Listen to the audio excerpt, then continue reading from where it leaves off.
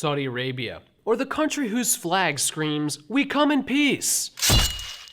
In 2016, King Salman of Saudi Arabia appointed his son, Muhammed bin Salman, to be the next king. Everybody's been describing his rise to power as a historic transformation. Historic change in Saudi Arabia. Some say Muhammed bin Salman's rule as crown prince is the start of a transformation of Saudi Arabia. The Kingdom of Saudi Arabia is on the brink of one of the biggest transformations in its history. That's right, a historic transformation. A king in the Middle East appointed his son to be the next king. This is transforming Saudi Arabia into the fourth most progressive country in the northeastern Arabian Peninsula. It's right behind Kuwait, UAE, and the nation of Wadi'a, whose leader can be seen here winning his 14th gold medal. By the way, he also received the Sportsmanship Award, at which he won 14 gold medals. Our main question tonight is, who is Muhammed bin Salman, and what kind of transformation is he actually bringing about? Muhammed bin Salman is known in the West as MBS. In the West, we just call him MBS. We'll refer to him by his initials, MBS. Commonly referred to as MBS. Also known as MBS. MBS. MBS. MBS, as everybody calls him. Correction. Annoying pundits call him MBS. Unlike his grandfather, Ibn Saud, who had 22 wives, or his father, King Salman, who had 4 wives, MBS has only one wife, Sara bint Mashhur, his first cousin. Like I said, transformative. Pretty soon, Saudi kings are going to be marrying non-blood relatives. Ya habibti, I love you, even though you are cousin by marriage only. Some of the hype has been about his plans to liberalize the country, such as by allowing concerts. Egyptian pop singer Tamer Hosni is performing in the western city of Jeddah at the end of March, and to fans' surprise, the tickets instructed attendees not to dance or sway.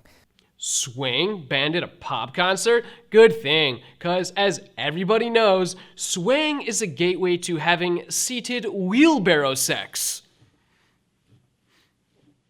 MBS is also loosening restrictions placed on women. He's allowed women to drive and attend soccer games. Saudi Arabia is even giving women the right to view their own marriage certificates. Saudi Arabian brides will now be allowed to have a copy of their marriage contract. Historic.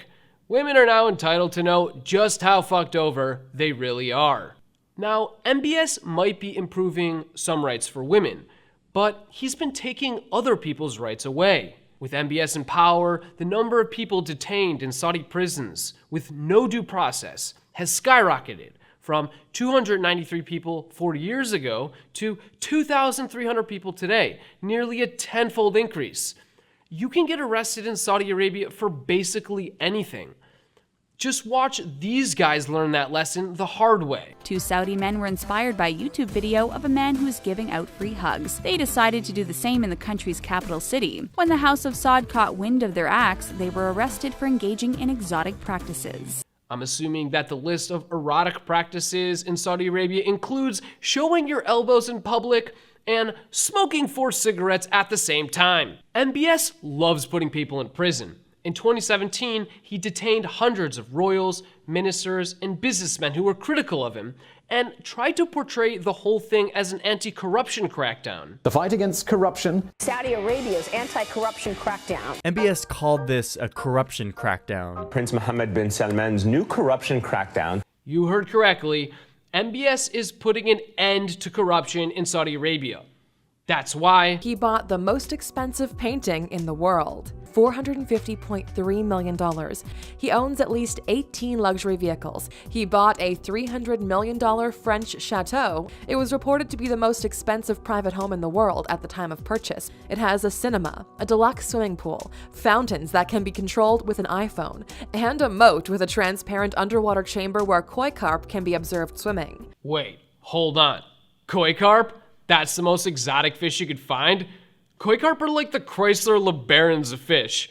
Koi carp didn't even make it onto United Airlines' security question, what is your favorite fish? Like, how would MBS have answered that question? Where is koi carp? 54 favorite fish options and no koi carp? What kind of top 54 favorite fish list security question doesn't have a Quaker option? So, MBS has expensive taste in paintings, cars, and houses.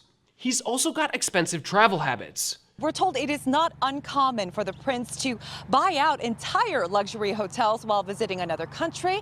Apparently, he's done that here at the Four Seasons Hotel. All 285 rooms booked for his people for the next 3 nights. Okay, hold on. Even if you've got 8 people to clip each one of your toenails, that's still only 80 people. What about the other 205 rooms? Like, even if you had 16 toes, which is possible, I'm not saying that's not possible, it's definitely possible, but you'd still have 157 spare rooms. But it's not just that MBS has extravagant taste or that he's a wasteful spender. He's also impulsive. Prince Muhammed bin Salman saw a super yacht floating in the south of France and it caught his eye. So he decided to make an offer for it right there on the spot, and the deal was finalized within just a few hours. A few hours? I don't understand what took so long to buy a $550 million boat that wasn't for sale in the middle of the Mediterranean Sea. MBS must have been pissed. I want my yacht now! So, how is MBS able to afford all this stuff? Turns out he's really corrupt. According to The New Yorker, when MBS was growing up as a kid in Saudi Arabia, he brazenly used his status to enrich himself. In one case, when a Saudi official refused to help him appropriate a property, MBS sent him an envelope with a bullet inside. This earned MBS the nickname Abu Rasase, or Father of the Bullet. I assume now he'll be taking up the nickname Brother of Melting hunk of uninformed apricot jello. And Constipated Cheeto Donald Trump. So MBS is corrupt, but he's also ruthless. In 2017, he oversaw the destruction of the Saudi Arabian town Hawamiyah.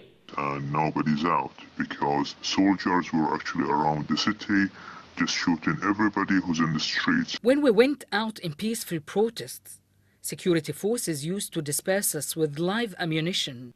Hawamiyah was destroyed and its residents were terrorized because the town was a hotbed of Shia critics of the regime. But just have a look at how the region's mayor described the situation.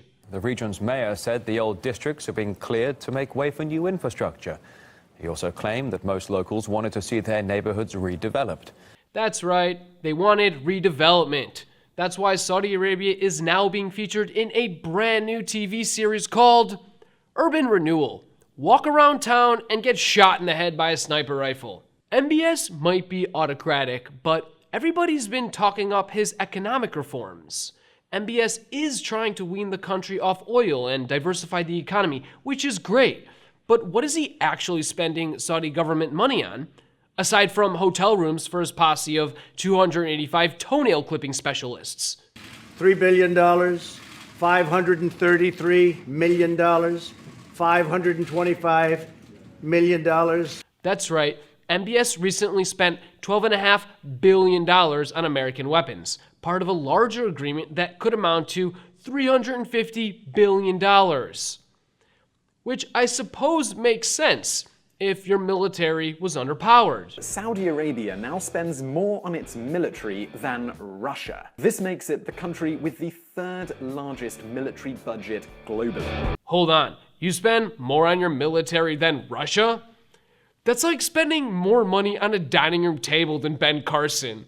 Or spending more money than Donald Trump on orange hair implants. But MBS's most important economic initiative is called Project Neum. He's introduced his Saudi 2030 vision, which includes plans for a $500 billion megacity in the desert that will have robots, drones, driverless cars. That's right, driverless cars. Women got the right to drive and MBS was like, shit, we need a driverless cars ASAP. MBS clearly believes that robots are the future. He's even making robotics history. You have been now awarded what is going to be the first Saudi citizenship for a robot. That's right, Saudi Arabia gave citizenship to a robot. Finally, a solution to the country's woes. Robots casting ballots in general elections. I'm just kidding. There are no general elections in Saudi Arabia. But there is something else you should know about Project Neum that does promise some hope for the future of the country. and there'll be zones where men and women can mix publicly. Dedicated zones for gender mixing? Spring Break 2019 in Neom, Saudi Arabia. What? I'm just kidding. Neom won't be ready till 2030. Hey Saudi Arabia, way to give yourself plenty of time to prepare for the day that men and women order at McDonald's in the same line. So, MBS is autocratic, oppressive, corrupt, and fiscally reckless. And we haven't even talked about his foreign policy yet, which has been an unmitigated disaster. In 2015, he started bombing Yemen and imposed a blockade on the country that is leading to the deaths of 130 children a day. The indiscriminate bombing has prompted investigations by the UN for possible war crimes. MBS also has nefarious plans for its other neighbor, Qatar. Saudi Arabia is angry over Qatar's ties to Iran and its television network, Al Jazeera. So they've imposed sanctions on that country too, and are now planning this. In an attempt to further isolate the tiny Gulf Emirate of Qatar, Saudi Arabia is reportedly planning a canal project, effectively making the peninsula state into an island. Wait, you want to turn Qatar into an island? But islands are better than peninsulas anyways. No one's ever been like, sweetie, let's do a getaway vacation on a scenic, remote peninsula. Thanks for watching. Please like and subscribe. Oh, yeah.